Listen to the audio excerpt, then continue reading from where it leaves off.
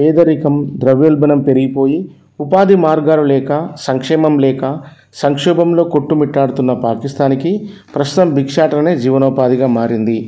24 కోట్ల జనాభా కలిగిన పాకిస్తాన్లో సుమారు 3 కోట్ల మంది భిక్షాటనపైనే ఆధారపడినట్టు పాకిస్తాన్ వర్గాలు చెబుతున్నాయి. కేవలం రంజాన్ మాసంలోనే 3 లక్షల మంది వివిధ ప్రాంతాల నుండి కరాచీ, లాహోర్, ఇస్లామాబాద్ లాంటి పట్టణాలకు వస్తున్నారట.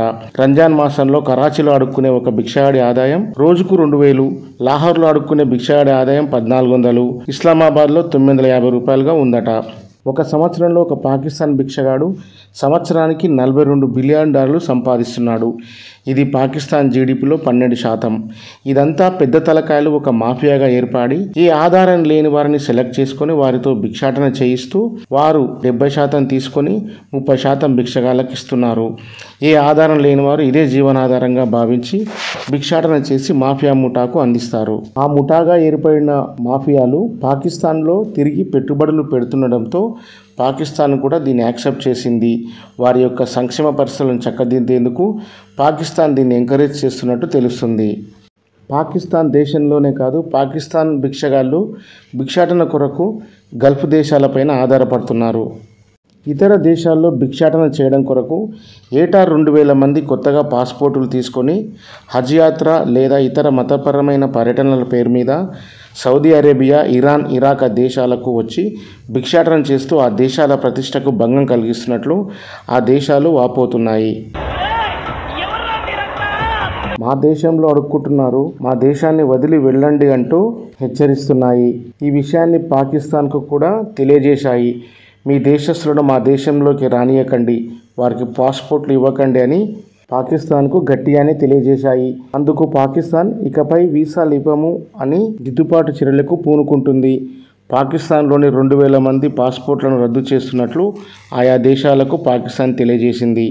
యాచక వ్యాపారం చేసే ఏజెంట్ల పాస్పోర్ట్లను కూడా 7 సంవత్సరాల పాటు రద్దు చేస్తున్నట్లు ఆయా దేశాలకు పాకిస్తాన్ తెలిపింది. అయినా కూడా గల్ఫ్ దేశాలలో యాచక వ్యాపారం ఆపకపోవడంతో అక్కడ పాకిస్తాన్ బిచ్చగాళ్లను అరెస్ట్ చేస్తున్నారు.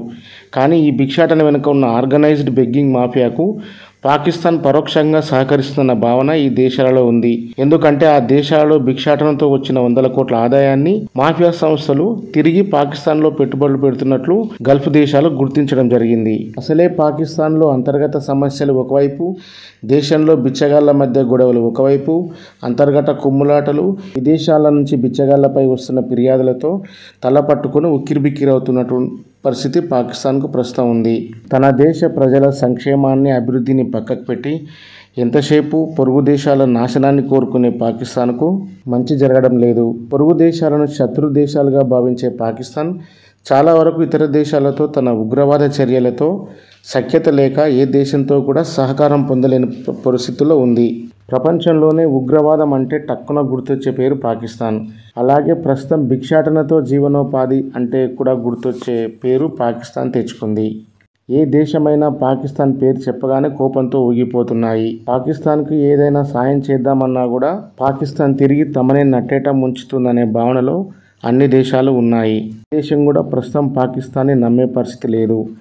అంతర్జాతీయంగా పాకిస్తాన్ భిక్షమడుకునే దేశంగా మారిపోయిందని, ఏ దేశానికి ఫోన్ చేసినా డబ్బుల కోసమే ఫోన్ చేశారనే భావనలు ఇతర దేశాలు ఉన్నాయని, ఇంతటి దారుణమైన పరిస్థితిలో ప్రస్తుతం పాకిస్తాన్ని చూస్తున్నానని మాజీ ప్రధాని నవాజ్ షరీఫ్ అభిప్రాయపడ్డారు. ప్రజల కనీస అవసరాలు తీర్చకుండా, విద్యా, ఉపాధి, పేదరిక నిర్మూలనపై దృష్టి పెట్టకుండా, అంతర్గత సమస్యలను తీర్చుకోకుండా, మతపిచ్చితో, పాలకుల అధికార దాహంతో ప్రజలను రెచ్చగొట్టి ఉగ్రవాదం వైపు ప్రజలను నడిపించి ఎంతసేపు భారతదేశంతో లేదా ఆఫ్ఘనిస్తాన్తో గొడవలు పెట్టుకోవాలని చూసిందే తప్ప తమ దేశాల ప్రజల సంక్షేమం గురించి, దేశాభివృద్ధి గురించి ఏనాడు పాకిస్తాన్ ఆలోచించలేదు. అందుకే ప్రస్తుతం పాకిస్తాన్ పరిస్థితికి ఏ దేశం సహాయం అడిగినా కూడా అందించలేని పరిస్థితికి వచ్చారు. భిక్షమెత్తుకోవడానికి పాకిస్తాన్ ప్రజలు ఇతర దేశాలకు వెళ్ళినా వాళ్ళని అరెస్ట్ చేసి లోపలేస్తున్నారే తప్ప ఎవరు కూడా సహకారం అందించడం లేదు. ఎప్పుడూ భారతదేశ నాశనాన్ని కోరుకునే పాకిస్తాన్కి ప్రస్తుత పరిస్థితి వల్ల తగిన శాస్తి జరిగిందని అనుకోవచ్చు. సో ఫ్రెండ్స్, ఈ వీడియో కనుక మీకు నచ్చినట్టయితే లైక్ చేయండి, షేర్ చేయండి, కామెంట్ చేయండి, సబ్స్క్రైబ్ చేసుకోండి. Thank you.